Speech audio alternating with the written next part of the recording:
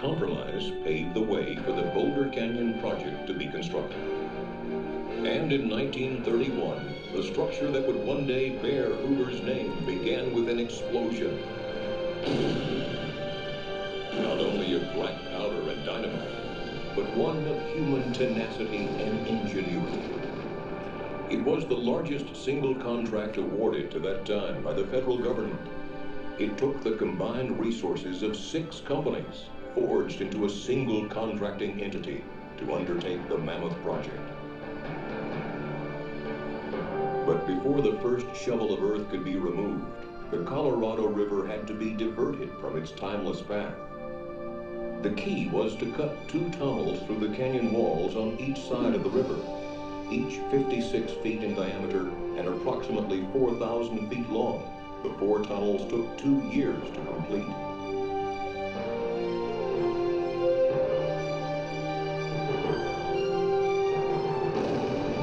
With the tunnels open and coffer dams in place, the Colorado River had no choice but to leave its riverbed and flow through the man-made corridors. With the river diverted, steam shovels dug through as much as 135 feet of silt, mud, and gravel to reach bedrock. And there, Hoover Dam began as a simple square wooden form filled with concrete, followed by more than 3 million cubic yards of concrete over the next 2 years. Add the adjoining structures, and enough concrete was placed to build a 4-foot wide sidewalk around the Earth's equator.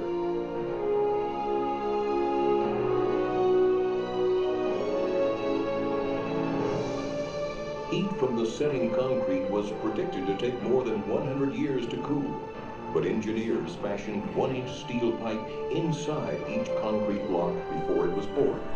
A refrigeration plant so massive it could produce a 1,000-ton iceberg every day continuously pumped cold water through the pipes, cooling the concrete so construction was never interrupted. This innovative idea helped the entire structure be completed in just 5 years, 2 years ahead of schedule.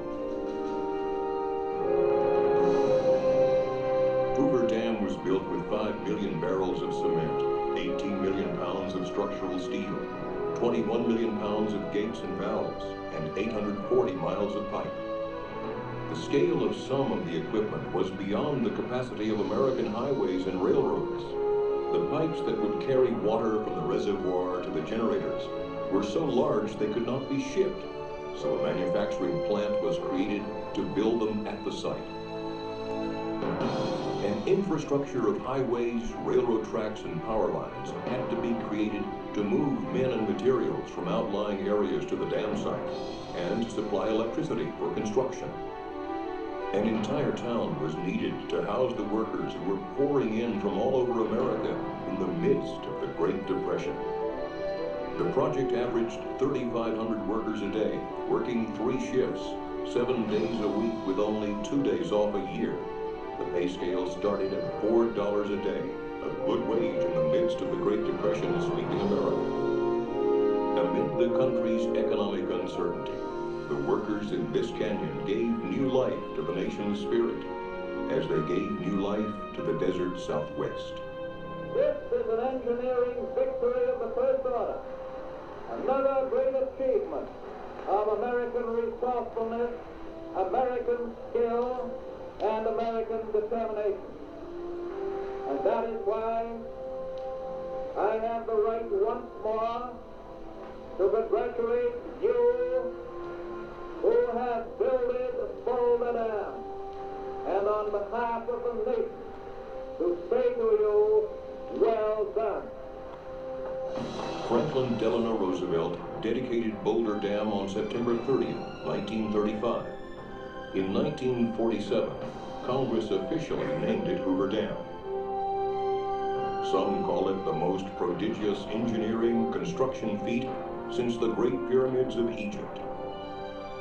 When a U.S. Senate committee endorsed construction of Hoover Dam in 1928, its report said, "A mighty river, now a source of destruction, is to be curbed and put to work in the interests of society." And so it was. Hoover Dam brought the desert flood control, a reliable supply of water, electrical power, and more. Behind a 726-foot-tall concrete face lies Lake Mead, America's largest man-made lake. Born out of the collected waters of the Colorado River, it could cover the entire state of Pennsylvania to the depth of 1 foot. But held behind Hoover Dam, it is a life-giving source for communities throughout the Southwest. On its way to meet downstream needs, thousands of gallons of water per second flow from Lake Mead through the dam's 17 giant turbines, producing clean, non-polluting hydroelectric power. Hoover Dam produces almost 4.5 billion kilowatt hours of electricity each year, enough to serve the needs of over 1 million people. The sale of this power has repaid the entire cost of constructing Hoover Dam and continues to fund the yearly operating and maintenance costs as well.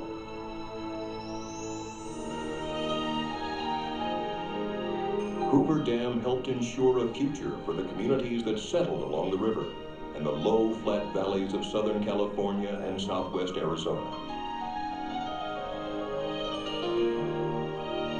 In Las Vegas, Phoenix, Los Angeles, and other smaller cities, Colorado River water delivered from Lake Mead helps meet the needs of millions of people a year.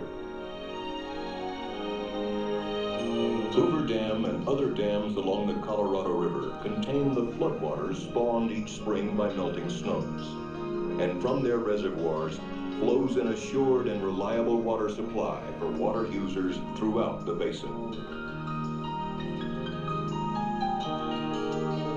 Combined with the warm climate and rich soils of the lower Colorado River basin, water from Lake Mead has created some of the most productive farmland in the country.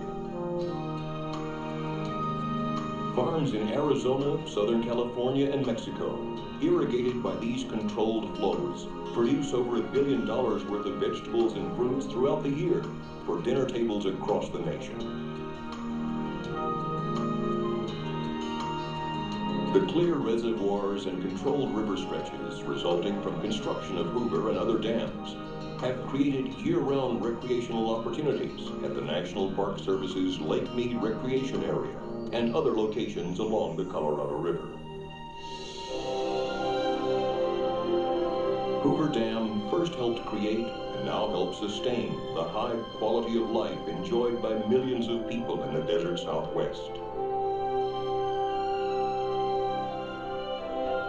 At Hoover Dam and its other projects throughout the West, the Bureau of Reclamation is focused on efficient, effective, environmentally sensitive water resources management to help ensure our limited water supplies can meet the needs of all who depend on them.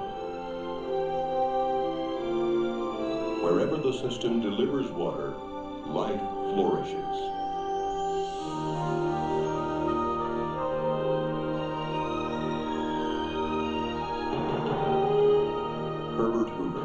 Engineer, humanitarian, politician, fisherman, and conservationist, believed, as did many others, in a vision where man could affect nature for the good.